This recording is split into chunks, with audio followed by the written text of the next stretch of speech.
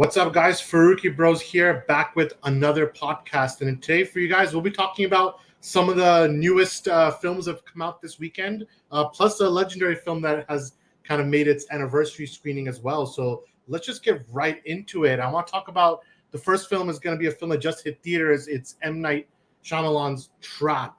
So, if you guys know, Shyamalan's style, it's like it's hit or miss. It depends. Some people absolutely love his work. Some people hate his work. From a critic perspective, not many of his movies have been that well received, but there's definitely a cult following for his films. And Trap, I feel like, is in many ways that kind of quintessential Shyamalan film. And I'll kind of get with my review first and just kick us off right away. So for me, Trap is, it's a film that's not, in my opinion, one of Shyamalan's best movies, but it's completely carried by Josh Hartnett's performance. I mean, this guy just like puts the movie on his back and carries it in a way that's like 2018 LeBron. Like this is like really reference. Like this is like one guy just carrying a movie. I feel like a lot of supporting cast, a lot of like the stuff he worked with, including the script, was not really in his favor. Yet he made the most of it every step of the way, and I think he did a very good job throughout the movie. From a film perspective, I mean, you have an interesting outlook. You have a interesting bedrock to the film, which is like a serial killer who is in a pop concert and the FBI is looking for him, and basically he needs to find how to get out. And the whole movie is like pretty much a cat and mouse game between the FBI and this serial killer as he tries to, number one, protect his daughter from knowing his truth, but also trying to escape. And I think when that cat and mouse game is happening, it's pretty interesting. But for me, it kind of falls apart in the third act. Once this is a spoiler review, by the way. If you haven't seen the movie, definitely, if you want to see it, go ahead and see it. But as the movie shifts from the concert to the next places, the residential areas that the movie goes into, that's when I feel like the movie kind of fell apart. Like it just wasn't no longer doing it for me on that level. And I felt like this is when Shyamalan kind of started getting into his own head, where I feel like everyone's expecting the classic, the Shyamalan twist, when is it going to happen? And I feel like here, he's like overthought it, and it's like backfiring. And for me, I'm like, at some point, I'm ready for the movie to end now because the roller coaster ride is over. And that's kind of where my score came in when I gave it a 3 out of 5, because obviously his movies are always going to be divisive. But one of the reasons why I always respect him is that he's part of that. I don't know if this is a fair category. You guys let me know if I'm wrong. But he's part of that like Michael Bay, Zack Snyder, this kind of like filmmaker who's not going to do that well critically, but he has enough of a visual language where you're like, okay, I know what I'm watching, and I know it's this director style. Like when you watch a Michael Bay movie, you know it's Michael Bay. The same thing with Shyamalan, especially when it comes to his dialogue. You know it's a Shyamalan movie just in the script alone. You're hearing some of the screenplay and script at work. So I give it 3.5. I'm sorry, I gave it just 3. And I think definitely Josh Hartnett's a big reason why. I think when Shyamalan's on his game, when he's hitting on all cylinders, it's working. But at the same time, a lot of it's not working for me. And there's times where I was like, yo, this one could be like a 2.5. Like, I don't know. But in the end, I came up to a 3 because I was like, you know what? I have to give this guy, when he goes for it, and I tweeted this in my review, he throws the kitchen sink every time. So that's kind of where I sat on for the review. I don't know, Samir's smirking. Maybe he didn't like my comparisons, and I ran away. But Zian, what did you think about Trap? I mostly agree with everything you said. I think Josh Hartnett, his performance is like kind of like the dead look or emptiness behind the eyes. It really just gave off a pretty great performance, and like hit that dichotomy between like knowing what he is and him presenting himself within the sphere of this public place. It was very interesting to watch, and I think he really killed the performance and kind of carried the script and carried the film through, even though some, like you said, was pretty weak. I think I agree that once they kind of moved on to the third act and the venue and things kind of changed, it started falling apart a little bit. Even the tone and style kind of shifted completely. It became more of like, it became more suspenseful, but it's like, all right, it's winding down, but that winding down feeling kept happening over and over and over again. And that kind of made you kind of dragging it out for some reason. And I think one of the big things that kind of pulled me away from the movie was, unfortunately, I mean, like, you don't want to say it, you feel bad, but like him pushing his daughter in the acting role, I think if they kept her as just, oh, she's the singer, the pop star, that is her capacity in this movie, that would have been perfectly fine. That worked well. But I think the kind of, I guess, power they gave her character to kind of influence what happens in the movie felt unrealistic. I mean, like beyond the point of like suspension of disbelief, because of course, a movie like this, you have to have disbelief if a guy is doing all these things to kind of just skirt from being caught. But I think the place they took the daughter's character, it just went too far, too unrealistic. I feel like she had too much power over influencing what happened in the plot towards the end, and I think that it just didn't really add up. It didn't make sense script wise. It didn't make sense logic wise. But I guess maybe he wasn't sure what direction he wanted to go with how to end it, because clearly it felt like there's like 5 different endings in this movie. But I think that just ended up being the weakest point for me. But like you said, when they were in the actual venue, it was interesting to see him kind of like the little tricks he does. It felt like kind of like a spy movie almost, where it's like he's using all his little tricks, all the tools, everything at disposal to kind of escape danger. So that was fun to see. But otherwise, there were script issues, and that kind of just pulled it back a little bit. Yeah, I mean, and it did get 3 stars as well. I put this image up, and I think Samir laughed at it and displayed it again. But this one, I think the whole movie was this. This was in the trailer, but I feel like when this scene came in the movie, I was like, that's kind of the whole movie, you know? Like, I feel like that's kind of where they settled, you know? Listen, a lot of the crowd, they were having a great time. Yeah, they were having fun with everything. They were just enjoying it. Yeah. Very receptive, which was surprising. Yeah. In the comments, we have Key jumping in, saying that Trap to me feels like a call to his earlier days. It's simple, straightforward, and it can either be a good thing or a bad thing depending on who you ask. Josh is an underrated actor. I think he's a great actor. He did a good job, and like you said, Oppenheimer is where we last saw him. But I agree with you. Like, I feel like the audience was laughing, but they were laughing at scenes that even weren't meant to be funny. They were just laughing at the line delivery. You know, they're laughing at the line delivery and then the dialogue itself.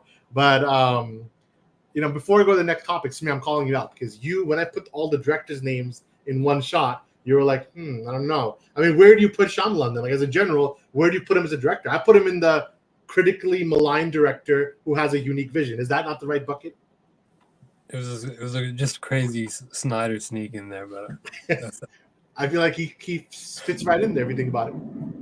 Next to Michael Bay, I don't know. It's great. Michael Bay, he's all right. Listen. If we're being honest, Michael Bay is the worst from the 3. I think he's the worst writer from the 3. I mean, Bad Boys was pretty good. Like, that's what. And Transformers 1. The writing is like well, he didn't write Bad Boys. No, like, do you see the writing in the Transformers movies? Like, when all like the government people, the army people, their lines are so basic, so cliche. I think he's the weakest writer of them all. I don't know. But speaking of directors that have works that are not always seen well from a critic's point of view, but do have a huge fan audience behind them. Let's talk about Zack Snyder's Rebel Moon. I'll kind of take this topic solo because I've actually have a lot of personal experience with this movie, especially because I was talk about sneaking this one in Samir, but because I was on set for Rebel Moon when they were shooting the director's cut, in particular the director's cut scenes.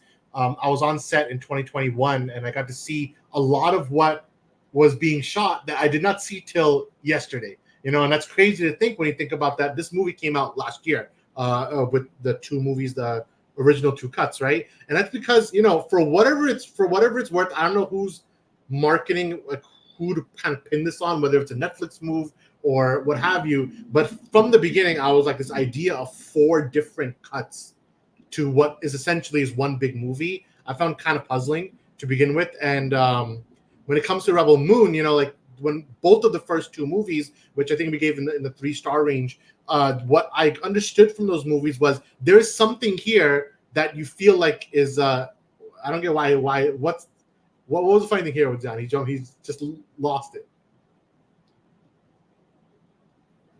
The set visit was 2022. You could have just called me out if I'd have in our side notes.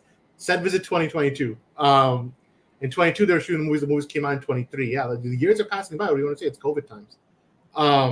So basically, what I'm getting my point. You guys got me on my point. The point was that when you're seeing those original cuts, that there's a movie in there that feels like a more close to what you understand a Zack Snyder movie to be. But when you actually go through it, you're like, wait a minute, this feels thinner than what I'm used to. Now, of course, Zack Snyder always works better, in my opinion, when he's with a Chris Terrio, when he's with a writer that's like much more accomplished, because then you have Zack Snyder doing his best, which is called, his directing work. Even his recent DP work has been much better. And you put that with a high quality writer, then you get something really good. Here, I feel like Zach, and I said this in my earlier review, he gave himself basically every single big role, which is great from a creative exercise. It's a creative discipline, like to kind of tackle everything and do something that's purely your vision from every single step of production. But I feel like the first two movies, especially because they were the PG-13 cuts that was like for Netflix, suffered as a result. So that brings me to this movie, and I watched the two extended, because the director cuts the movie, and I feel like definitely a huge improvement, particularly for part one. So part one of the movie has a complete different 30-minute opening, just completely different. Does not start where the original movie started, where really you get a lot more of the lore that's present in this universe, and you also get a lot more of the fantasy bedrock, where I feel like the other movies, you kind of really feel like, well, I'm watching kind of Zack Snyder's version of Star Wars, which obviously a lot of Seven Samurai mixed into it, and there you go. And even Star Wars was influenced by Seven Samurai. So it's like a lot of those beats are there. Where here, there's a lot more fantasy elements are being put into it, and it's a lot more what I saw on set. So I feel like here's where I feel like there's a big improvement. So when I look at part one of the director's cut, I feel like better writing, better execution, for the most part, better acting. The color grading was a little different. I almost feel like the color grading in the first version was better. I know Zach recolored all the movies, but I kind of like the originals better than that. I'll give that one. But overall better. So and then part two is more similar to the part two we saw, just with a lot more like exposition and a lot more, again, world building, particularly with the giant like beings that are like strapped on like the head and everything that create the portals. I feel like we got a lot more to call the Kali. When those anything with that, I was like, this is cool. So I wish we got more of that. But overall, like, I'm thinking like if the originals were like a 3 out of 5, I'm thinking for the director's cut, we're thinking more 3.5, leading into 4. So I'm thinking 3.5 to 4 for the director's cut, and then for the original cut, we're more looking at a 3. And that's kind of where I'm sitting on that. But yeah, I think for hardcore Zack Snyder fans, if you really love this guy's movies, this is what you're looking for. The director's cut is exactly what you want from a Zack Snyder movie. I think if you're not a fan of his films and you're not used to the film if you not just don't like his movies, I mean, from the DC, if you like him, you like him, don't like it, then you're gonna not like this one, of course. So it's interesting to see where he goes next. I feel like Zack said he wants to make a smaller, no CGI movie. Might be his UFC movie, might be some other movies he's working on, but he wants to make a very low budget movie next, but I think it'd be really good for him. I feel like that's like a good next step, because you've done this high fantasy, you've done this high CGI movie. But for the director's cut, I think definitely watch it. I think the aesthetic, especially with the aesthetic he's going for, is much cooler, like with the director's cuts. Even this main artwork with posters, like, well, you're looking at a different movie basically from a conceptual standpoint. And the actual film, I feel like, doesn't have this level of drama that this image had. I'll give it that, but it does have slightly more of that, like, what I call high fantasy, like more like in that Game of Thrones, Lord of the Rings kind of style, and you'll get more of that here. So that's kind of what I'm thinking about Rebel Moon's director cut. And with that, let's go to our last topic, which is, our classic, our what to watch. It's gonna be a quick stream, a smaller stream than normal. So with this one, we're all gonna go through the room and just give what we think. One thing that's like, hey, we saw this, could be good. Video game, movie, TV, doesn't matter. So, Zian, I'll go with you first. If you're ready, just go straight for it. If you had to recommend something, what would it be? I guess I would recommend movie I finally got around to seeing. It's always been on my watch list, but just haven't gotten to see it. It's American History X, 1998, with Edward Norton and Edward Furlong, who was the kid in Terminator 2. And I think it was just an incredibly written film. It's very profound. It relates even more to today, kind of like the socio-political climate of white supremacists, and they then become even more outspoken and kind of like racism in general in society, and kind of the both violent and economic undertones that presents. And I think this film, it shows it in such a different light, because it starts with obviously Edward Norton. He's obviously very influenced by kind of that white supremacist, that the ideas of like, oh, our opportunities are being taken away, our jobs are taken away, and it kind of shows the idea of also youth indoctrination. Like it could start even in the home. It could start when you don't have a strong parental unit. And I think this film kind of shows this angle in a very strong light that a lot of times you don't really see in that depth. And the acting, I think, was absolutely incredible from Edward Norton. Really, I think this era of his films, whether it was Fight Club, American History X, Primal Fear, Kingdom of Heaven, I think he was just an absolute tear in these films. So I think this film is just right up there with that. Just a terrific film, start to finish, in my opinion. Does not hold punches, does not really hold your hand. It kind of just shows things as they are, and that's what I really appreciated about the film. So that's what I'd recommend to watch if you get a chance. Not bad. I think that's a cool thing. I mean, we'll comments quickly. We have Keith saying that we're playing the original Halo games, so recommend it because of convenience. Dan, have you played Halo? Or I think we're just PlayStation. I'm not the hell. No, we didn't grow up with Xbox, so we never actually got it. Yeah, it's like you grow up with Xbox, you go with PlayStation. We were PlayStation kids all the way. Whoa, my bad. I was trying to upload a new picture. I'll go next, and I'm gonna go also different. Not going movies. I'm gonna go with comic books because what Scott Snyder is doing with DC. So basically, if you guys don't know, DC is rebooting its comic universe with a new universe called the Absolute DC, very similar to what Marvel does with this Ultimate universe. So I don't know if you guys had a look at what DC is doing with its Ultimate DC Trinity, which is the new Batman, the new Superman, and the new Wonder Woman, and they're all kind of like really dark new takes on the characters. So I kind of want to I'm recommending you guys put this on your radar for when it comes out. So Absolute Superman, it feels like a very, like, I don't know, straight out of Man of Steel a little bit in its style and approach. And then Absolute Batman, very new version of Batman where he's not rich, he's just a regular guy, like a civil engineer, and his batarangs are in his ears, like he can pull them out and throw them. And the cape is like actual Batwing capes, like not a full cape, and he can do cool things with it. Like a lot of cool imagery I've been seeing. And then the new Wonder Woman's also unique and different and more of like the Hades daughter and running that thing. So I think really cool what DC's doing with the Absolute universe. So I can recommend you guys, if you are readers, you can go get into that world as well. So last one is Samir. What are you recommending for the audience?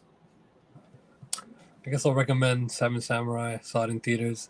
Definitely a masterpiece. There's not much you can say about it that hasn't already been said. Definitely one of the most influential films ever made. And it's a cinema staple, of course, since it's coming back to theaters for the 70th anniversary. I think everyone should catch it. I feel like experience it once in your life. Yeah, I feel like when it comes to Seven Samurai, it's like how many of our biggest franchises, we just talk about Star Wars, like is directly inspired by it. Like just straight up, like George Lucas spoke so much about Seven Samurai. Almost every science fiction thing pulls a little bit from Seven Samurai. And I think it is the bedrock of like cinema, like those like movies that kind of like push the generation forward. So definitely 70th anniversary. I would definitely catch that. So we're at 18 minutes. I want to do one last one because I think this is a fun way to go out. And this is a question for everyone, and even Umar can jump in if he wanted to. But basically, I'm going to give you guys a prompt, fight between two characters, and you got to let me know who wins this one. Because it's like we're going old school, like old school comic book debate, built different stream. We're going old school with this one. Let me remove this one, and it's going to be this fight. All right. Who's going to win this fight? You know, the Olympics are happening right now, so you know LeBron is in the Olympics. He's doing his thing. But this is a fight. All right, so the fight is Goku, who we know. This is Goku after the Moro arc in the manga, and he's not holding back. He's had a good meal, and versus LeBron. Now you think LeBron would lose that, you know, because he doesn't have powers, but this LeBron has the Chaos Emeralds from Sonic. He has the Infinity Gauntlet, which means he has the power, he has the time, he can move time, and he's in his prime. So I'm guessing it's the Miami Heat LeBron, unless you're Umar and thinks 2016 LeBron. And he's never had a bad coach and never had a bad teammate. So no Mario Chalmers. We're in a good place here. And you give him 100 years of prep time, 100 years to understand that Goku's coming to fight him. Who would win this fight? Zion, I'm going to you first. Unfortunately for the Goku fans, it's going to be Goku. I mean, it's going to be LeBron. It's going to be LeBron because, one, the Chaos Emeralds, you know, I mean, all I know is that they turned Sonic to gold, so I guess he'll become his own version of Super Saiyan. So it's like Super Saiyan LeBron with the Infinity Gauntlet. I mean, what's Goku going to do? He can just snap him out of existence. Goku Goku at Ultra Instinct is way stronger than Super Saiyan 1. If you say Chaos Emerald makes you a Super Saiyan 1 power level, Goku's Ultra Instinct here. It's true. I guess the only thing that'll stop him is Goku is fast enough to just like break his arm off and then his gauntlet. That's it with the gauntlet on, and then LeBron's cooked. But no bad coaches, and you never know. And 100 years, so you probably would know Goku's fighting style at that point. Samir, LeBron's not gonna be alive. No, but this is like a fictional. Yeah. All right, Samir, Goku or you're muted by the way. Goku or LeBron? I'll probably take Goku here because LeBron is a fraud. I mean, if it was Jordan, maybe if he had the Jordan mentality, then he could do it. But I don't think LeBron has that dog in him. So you're saying in the fourth quarter of the fight, Jordan. It's true. Maybe he'll come if it was second. Jordan be like betting on himself in a poker game, and he'd win somehow.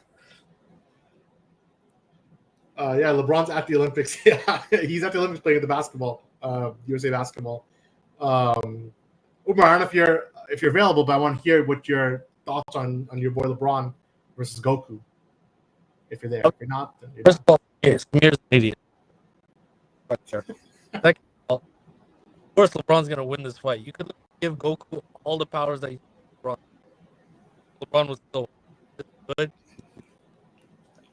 this guy's tuning in from a submarine live right now. He's from a spaceship 3,000 feet in the ocean, deep. One of the